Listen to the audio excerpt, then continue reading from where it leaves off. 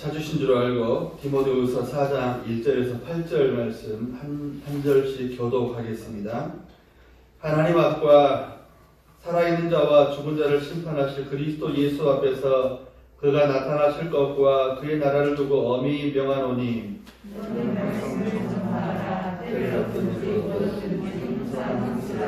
범사의 공명과 당신으로 정책하며 경계하며 보내라.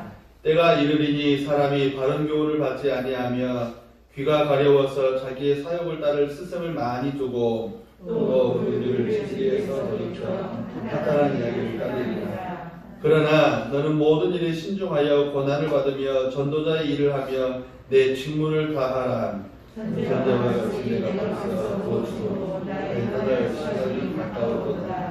나는 선한 싸움을 싸우고 나의 달려갈 길을 마치고 믿음을 지켰으니 이제부터는 나를 위해 저의 결과를 이루었으므로 주고 요요 신재판장이 그날에 내게 주실 것이며 내게만 아니라 주의 나타나시는 상황 모든 자에게 오느니라. 아멘. 할렐루야.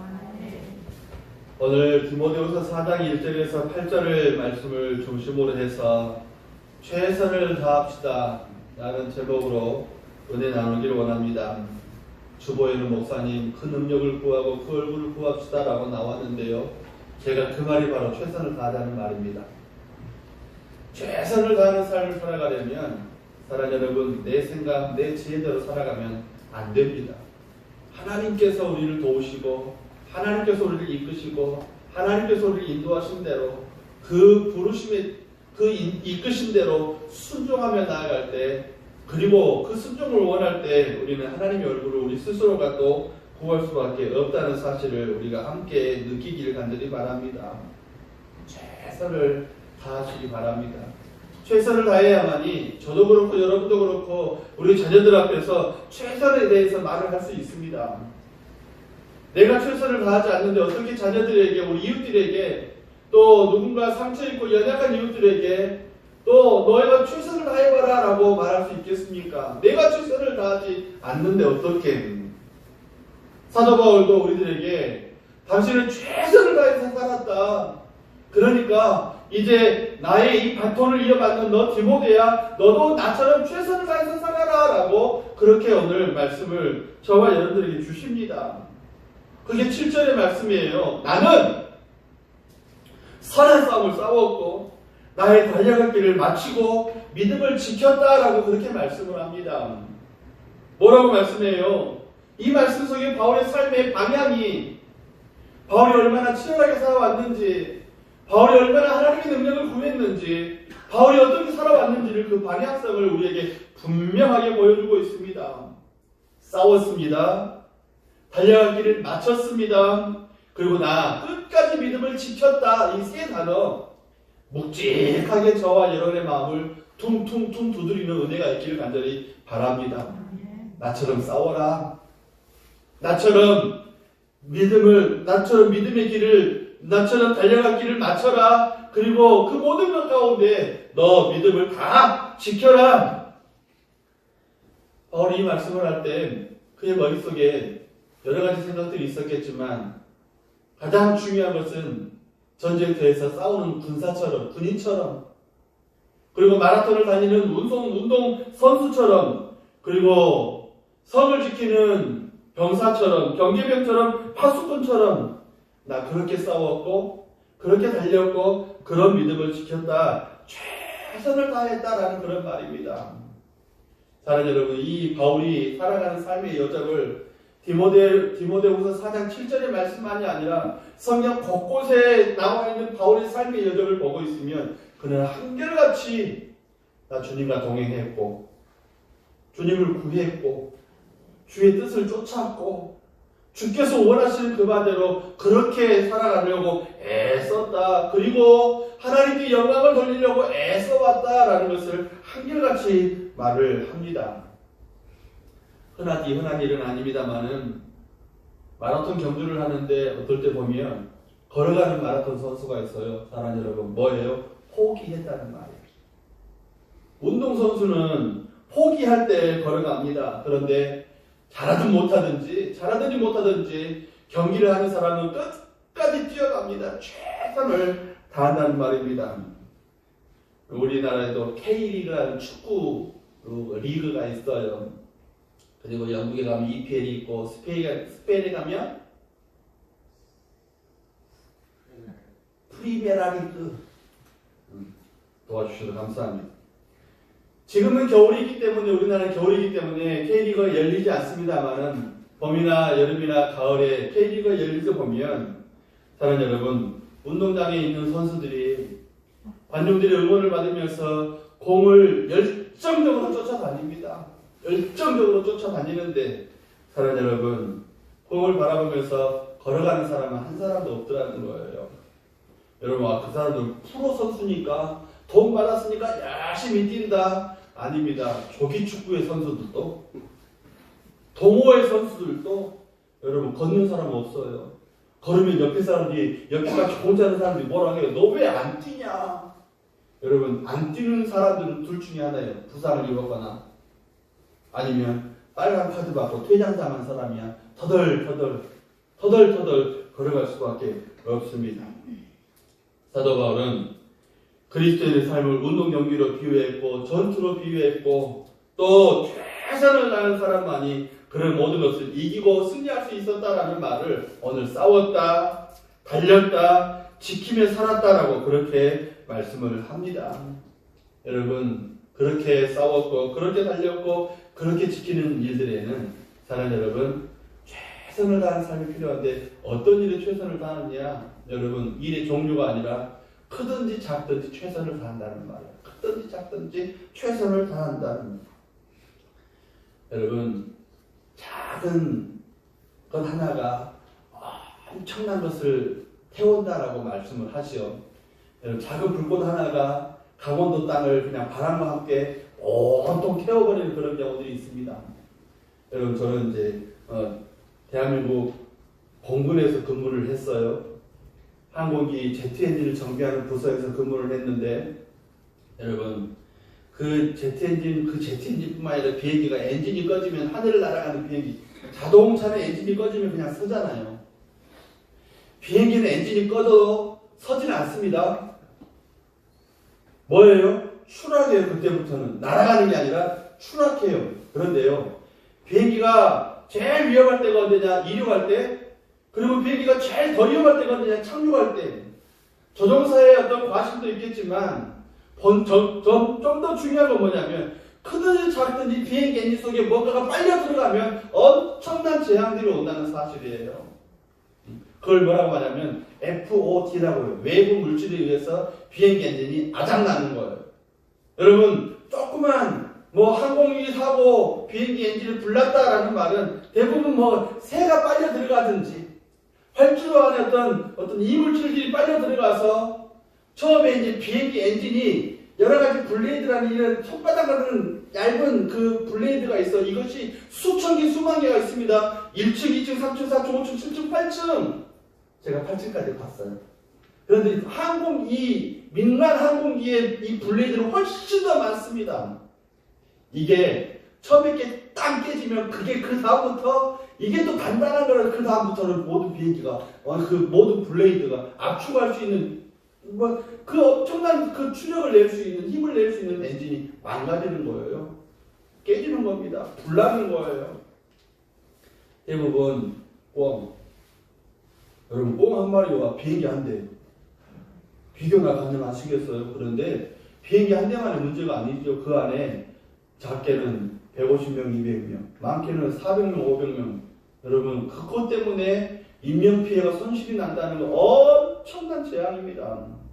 여러분들 모르고 사시겠지만 제가 공군에 근무할 때 이 부대 내 우리 부대 내뿐만 아니라 공군 전체 사건, 사고, 규정집 그리고 뿐만 아니라 민간 항공기가 어떻게 날아다니 어떤 사고를 경험했다는 그것이 매달마다 매람을 도는데요. 항공사고가 제일 많은 것 중에 하나가 엔진이 쓰면 그때부터 비행기는 뭐라고요? 추락하는 거라고.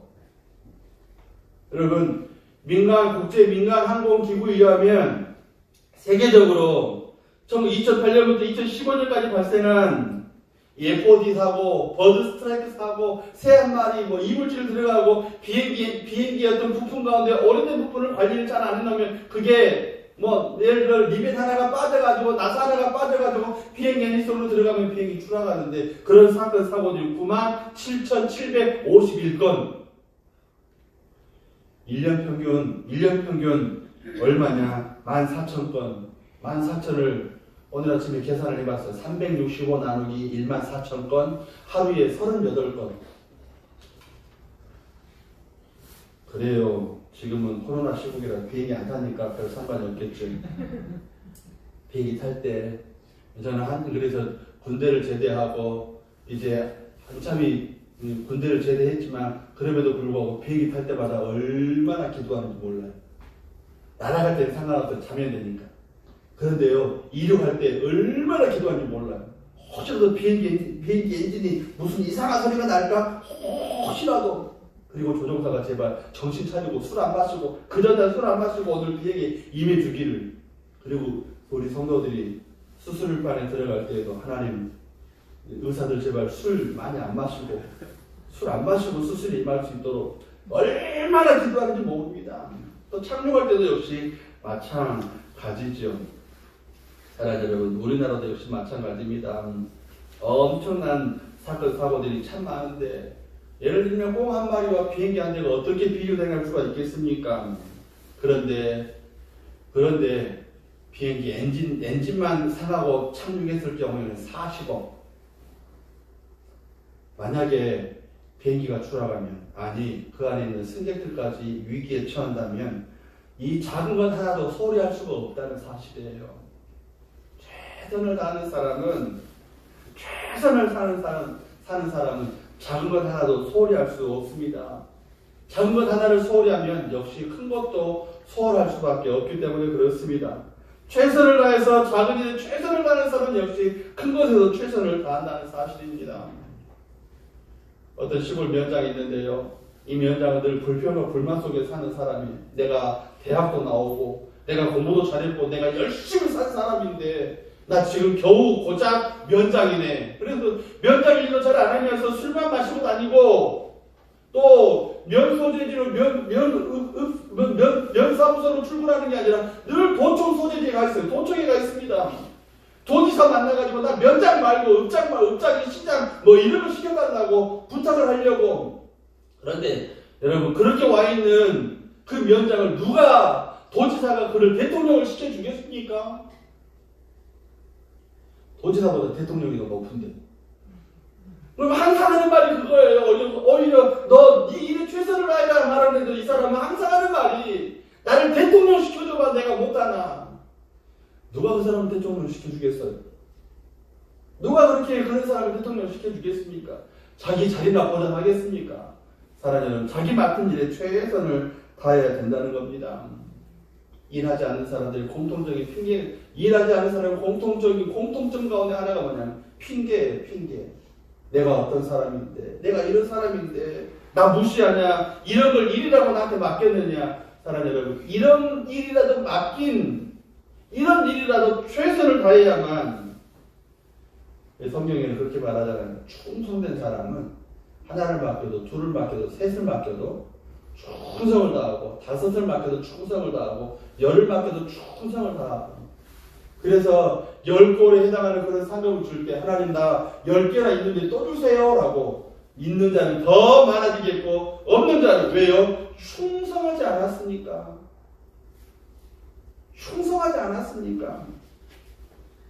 사랑하는 여러분, 오늘 본문에서 왜 우리가 최선을 다해야 되는가 몇 가지 말씀을 함께 은혜를 나누기를 원합니다. 첫째로는 우리가 왜 충성을 다해야 되느냐? 그리스도의 일꾼이기 때문에 그래요. 이 그리스도의 일꾼이다. 한번 따라합시다. 페파레스. 네. 이게 일꾼이라는 말이에요. 페파레스. 일꾼.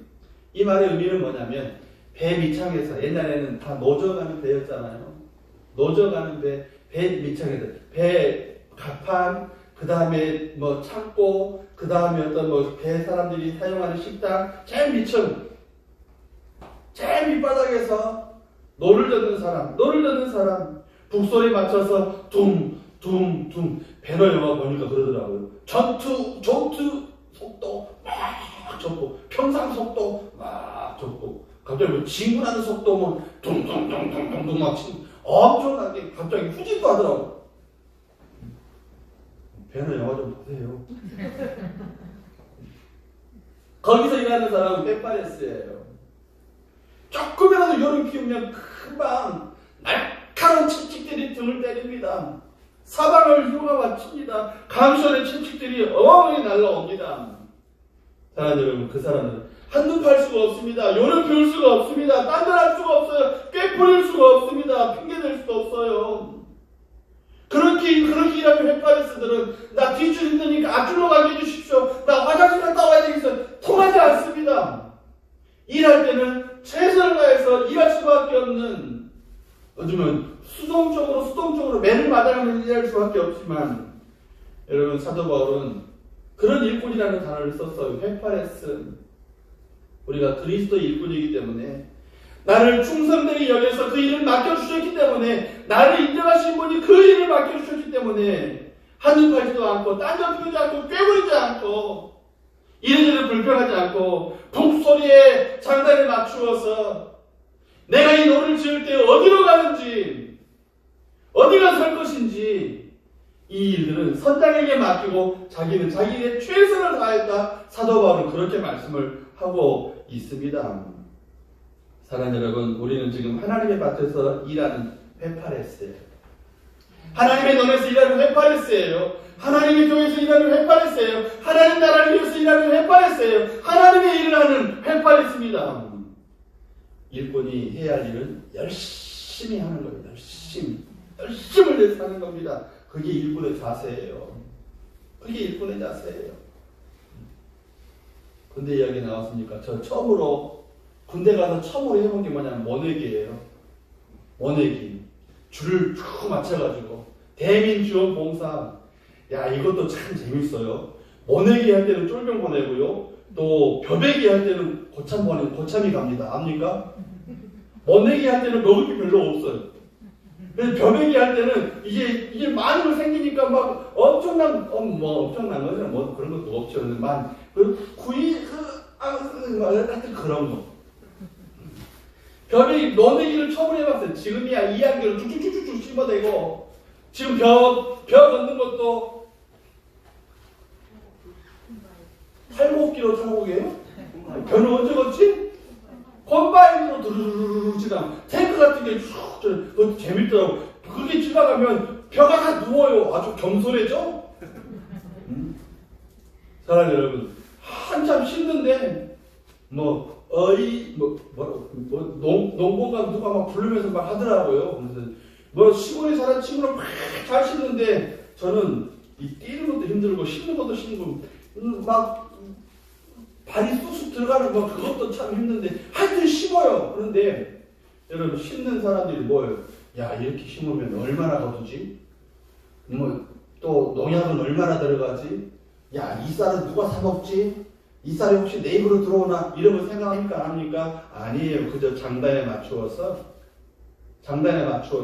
좀 못하는 일이 있으면 옆에서 도와줘가면서, 또 잘하는 사람이 있으면 또 도와줘가면서, 못하는 사람은 또 도움을 받아가면서 함께 심는 것입니다. 저를 다 심었으면 그때 허리를 펴고, 그 다음에 또 꽂으면 또 거기 또 허리 숙여서 일하고, 또 들면 허리 한번 펴고, 또 심으면 또 같이 심어대. 그 모든 일을 행하는 것입니다. 이게 페파레스. 얼마 전에 1월 1일에 대통령이 신년 연두 교섭 또 연두 기자회견 끝난 뒤에 그 TV에 나온 신문 TV 패널들이 나와가지고 대통령이 올해 국정의 방향이 또 탄수 배출이 어떠니, 또 회사들이 어떤 또 경제 성장이 어떠니, 국정의 방향이 어떠니 여러 가지 이야기하는데 어떤 사람이 그런 이야기를 하더라고요. 대통령이 그렇게 구상을 했지만, 그렇게 발표를 했지만 국민들의 협조가 있어야 된다. 회사는 회사들의 협조가 있어야 되고, 공장들은 공장대로 탄소 배출을 얼마나 줄여야 되고, 얼마나 많이 쓰고 해야 되고, 우리의 방향이 어떻게 바뀌어야 되고, 모든 것들은 국민들이 협조를 해야 된다. 그렇지 않으면 구상으로 끝난다라는 그런 말을 하더라고요. 무슨 말입니까? 일할 사람은 일해야 한다라는 그런 말입니다. 사랑 여러분, 떠들고 일 안 하는 사람보다 조용히 자기 맡은 바에 최선을 다하는 사람들이 그리스도입니다. 여러분, 저와 여러분들이 그렇게 될 수 있기를 간절히 바랍니다.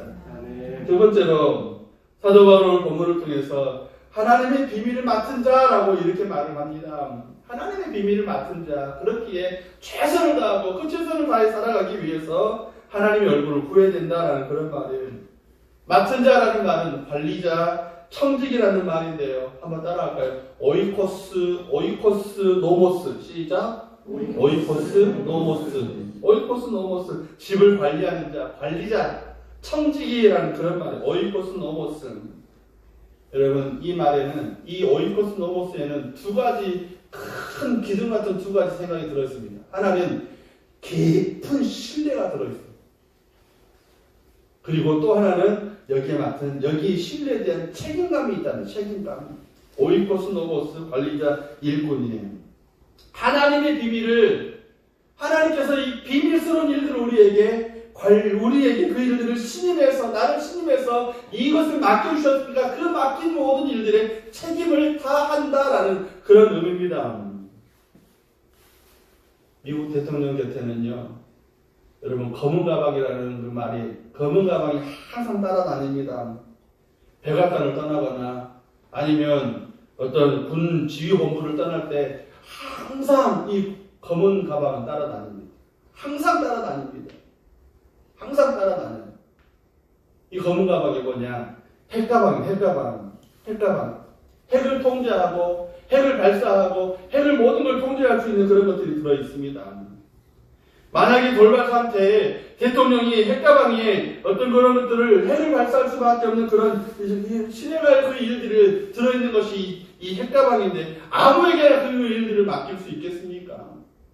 그림에 보니까 묵직한 가방 안에 쇠사슬로 매여져 있어요. 쇠사슬로 연결되어 있어요. 사람은 이 맡은 이 핵가방을 들고 다니는 사람은 좀 찾아봤더니 케네디 대통령 때 핵가방이 처음으로 출연을 했고 미국 대통령이 이 성경에 선을 넣고 자기가 최선을 다해서 국정에 임하겠다라고 선을 하고 난 뒤에 이 권한이 이 대통령에게서 이 대통령에게로 옮겨갔습니다라는 상징적인 의미로 핵가방도 그 대통령에게 옮겨가요. 그리고 그 대통령이 제일 신뢰하는 사람 가운데 한 사람, 군 사무관 중에 한 사람에게 이 가방을 맡깁니다. 사랑하는 여러분, 핵가방이요. 그런데 만약에 이 핵가방을 들고 다니는 사람이 핵 돌아가지고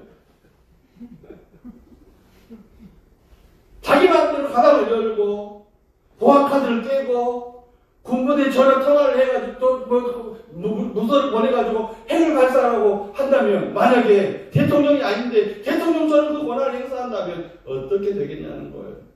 그래서 이 사람은, 사랑하는 여러분, 미국에서 소령급의 이런 군 보좌관인데 엄격하게 신분을 다 조사를 합니다.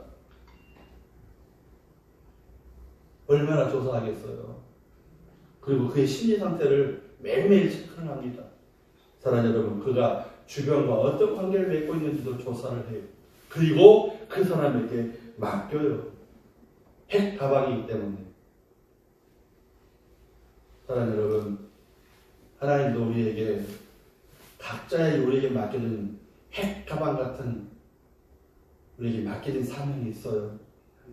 믿고 신임해서 인정했기 때문에 맡겼는데 그 일을 소홀히 한다면, 만약에 그 사람은 술 취해 있다면 어떻게 했습니까? 만약에 그 사람이 딴 마음을 품고 가방을 자기가 열고 자기가 대통령보다 조작을 잘하니까 자기가 조작을 한다면 만약에 그 일이 어떻게 되겠습니까? 안 될 일이죠. 사랑하는 여러분, 신임에서 맡겼기 때문에 우리에게 그 일들을 책임을 져야 할 일들이 우리 가운데 있는 게 그게 오이코스 노모스예요. 주의 집을 맡은 사람들, 하나님의 비밀을 맡은 자, 이 비밀 가방, 이 비밀스러운 책임을 맡은 사람. 누가 나한테 이 비밀스러운 책임을 맡겨주셨습니까? 난 누구의 종이며 난 누구의 일꾼이며 난 누구의 청직입니까? 하나님의 청직이고 하나님의 종이고 하나님의 일꾼입니다. 하나님이 맡겨준 일들을 소홀히 한다면 여러분, 하나님이 내게 복 주실 수 있겠습니까? 하나님께서 내게 은혜 베푸실 수 있겠습니까? 저 녀석은 좁아야 말짱 도루? 무기면 어떡하겠습니까? 사랑하는 여러분, 누가 하나님의 은혜를 받고 누가 하나님께서 그에게 하나님의 은혜의 연총을 보여주십니까? 고레스에게 은밀한 수익에 준 보호가 간 이유가 무엇입니까? 요셉이 애굽의 총리가 될 수밖에 없는 이유가 무엇입니까? 다니엘이 메대와 바사의 영영한 참 존경받는 총리가 된 이유가 뭡니까? 모르드게라는 사람이 수산성을 지키는 문지기에서 온 나라의 국무총리로 등장할 수 있는 이유가 무엇입니까? 하나님의 비밀을 책임진 사람, 신임 받았기 때문에 그 책임에 최선을 다했기 때문에 하나님의 얼굴을 구하고 하나님과 동행하고 하나님 앞에서 최선을 다한 삶을 살았기 때문에 비밀을 맡은 자로서 비밀 가방을 받은 사람이기 때문에 사랑하는 여러분, 여러분에게 이 비밀 가방이 주어지셨다면 어떻게 해야 되겠습니까? 우리에게 구원의 비밀이라는 비밀 가방, 축복받은 비밀의 가방, 또 영원한 생명의 비밀의 가방, 하나님 앞에서 천국 가는 비밀의 가방을 내가 맡고 있다면 어떻게 관리해야 되는 것입니까? 오이코노모스로서 신임 받았기 때문에 그 책임에 최선을 다하는 저와 여러분 되기를 간절히 바랍니다. 그리고 사도 바울은 일꾼으로 헤파레스, 오이코스노모스라고 말하면서 세 번째로는 거기에는 심판이 있다라고 분명히 말씀을 해요. 여러분, 심판이라는 것은 잘했으면 상급받는 심판, 못했으면 책망받고 더 어려움을 당하는 그런 심판. 그래서 고린도전서 3장 13절에는 각각 공력이 나타날 터인데 그날의 공력을 밝히리라라고 이렇게 말씀을 하십니다. 또한 고린도전서 4장 4절 끝 말씀에도 보면 나를 판단하실 일은 주시니라라고 분명히 말씀을 하는데요. 여기에 기독교의 비밀이 또 들어있습니다. 사랑하는 여러분, 기독교는 창조관이 분명한 종교이고 또 종말관이 분명한 그런 신앙입니다. 사랑하는 창조론, 종말론이 아니에요. 사람이 체계를 갖춘 이론이 아닙니다. 저는 분명히 관이라고 말씀을 드렸어요. 창조관, 종말관. 기독교는 종교가 아닙니다. 기독교는 기독교예요. 어떤 체계적으로, 이론적으로 고등종교, 하등종교 이야기를 하면서 고등종교는 창시자가 있고 경전이 있고 전도 조직을 갖춘 게 고등종교라고 말들을 하는데 그렇게 비슷하게 기독교가 그렇게 보여질 수 있습니다. 그런데 우리가 가지고 있는 창조관, 우리가 갖고 있는 또 종말관, 우리가 갖고 있는 구원관, 이런 것들은 론이 아니에요. 이론이 아니에요. 명확합니다. 창조관이라는 건 하나님이 태초에 모든 것들을 다 만드셨다. 할렐루야. 그래서 종말관도 역시 마찬가지입니다. 이 세상에 종말이 있는데 하나님께서 모든 것을 판단하신다. 은혜 베풀어 할 자는 은혜 베풀고 그렇지 않은 자에게는 그렇지 않은 상과 벌을 분명히. 사랑하는 여러분, 과학자들이 지금도 여전히 명확하게 구별하지 못한, 명확하게 정의를 내리지 못한 것 중에 하나가 뭐냐면 빛이에요. 빛. 뉴턴이라는 사람은 이 빛은 발광체에서 빠른 속도로 진행해 나오는 입자설을 주장했고요. 목사님 무슨 말이에요? 그런 거 있어요. 빛이 입자래요. 조금만 입자. 또 호이겐스라는 말은 파동이다. 빛은 파동이다. 파도와 같은 파동이다. 아인슈타인, 우유 아니고요. 유명한 물리학자 아인슈타인은 에너지를 가진 입자라고 해가지고 광양자설이라고 말을 해요. 최근에 와서 과학자들은 빛은 파도의 파동처럼, 파도의 파장처럼 파동성을 갖고 있는데 그 안에는 전자파, 또 파장, 주파수, 가시광선 이렇게 나눌 수 있다라고 그 빛의 어떤 그런 것들을 이제 어떤 구체적인 모습을 말을 하고 있지만 아직 이거다라고 분명하게 말할 수 있는 사람은 한 사람도 없다는 거예요. 그런데요, 이미 4,000년 전에 5,000년 전에 쓰이기 시작한 성경은 창세기 1장 3절에 이렇게 말씀을 합니다. 하나님이 가라사대 빛이 있으라 하시니 빛이 있었고. 무슨 말씀이냐? 하나님이 만드셨다는 것인데 왜 만드셨느냐? 혼돈과 흑암을 물리치기 위해서 빛을 만드셨다. 하나님이 그래서 만드셨다는 거예요. 하나님의 창조물이라는 말이에요. 사람들은 아직도 이거다라고 분명하게 말할 게 없지만 성경은 분명히 우리에게 말씀을 하십니다. 빛은 이거야. 하나님의 창조물인데 우리 가운데 흑암과 혼돈을 제거하기 위해서, 하나님의 법이 먹혀들기 위해서, 하나님의 은혜가 나타나기 위해서 우리 가운데 분명하게 명확한 걸 보여주시기 위해서 빛을 만드셨고 빛은 그 일을 지금도 하고 있다라고 말씀을 하십니다. 그러면서 그렇게 말씀하신 분이 우리에게 심판도 있다라고 분명히 말씀을 하세요. 심판이 있을 거야. 벌거벗은 것처럼 다 드러나게 될 거야. 그리고 그 벌거벗은 것 가운데 칭찬이 있을 것이다 라고 말씀하시는데, 사랑 여러분, 저와 여러분이 칭찬 가운데 설 수 있는 은혜가 있기를 간절히 바랍니다. 성경을 보면 하나님 앞에, 하나님의 심판대 앞에 설 때 우리는 한 사람도 예외 없이 낱낱이 그 앞에 심판 앞에 서는 모든 사람들은 낱낱이 모든 것이 다 드러나는데 잘한 사람에게는 칭찬과 상급이 있다. 그래서 맡은 자들에게 구할 것은 충성이다라고 사도 바울이 힘써서 말씀을 합니다. 맡은 자들이 구할 건 충성이다. 이게 자격 조건이라는 거예요.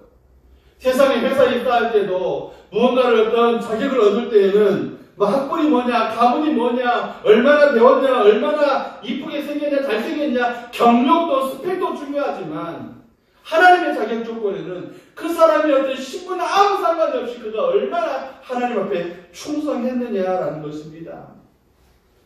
그래서 그 예수님을 곁에서 섬겼던 제자 베드로도 그렇게 자기를 불러주심을 감사하면서 이래저래 문제도 많았지만은 끝까지 십자가에서 순교하기까지 충성을 했습니다. 오늘 함께 말씀을 본 사도 바울도 역시 마찬가지입니다.